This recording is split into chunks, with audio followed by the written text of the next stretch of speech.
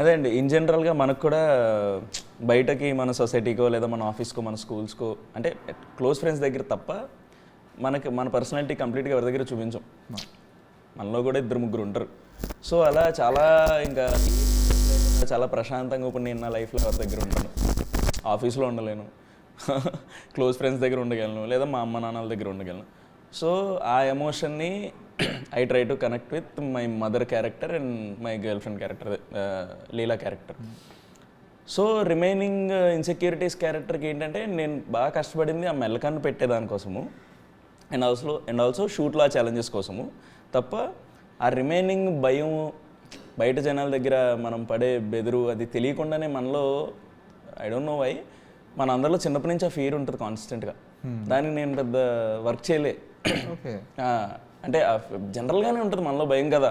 ఇప్పుడు coming from nowhere and I want to become a hero, I want to do films like this. ఆ థాట్లోనే చాలా fear ఉంటుంది. దాన్ని everyday మనం overcome చేసుకుంటూ ఉంటాం. చాలామంది మనకి ఇష్టం లేని జాబ్స్ చేస్తూ ఉంటారు, చాలా ఫియర్ ఉంటుంది.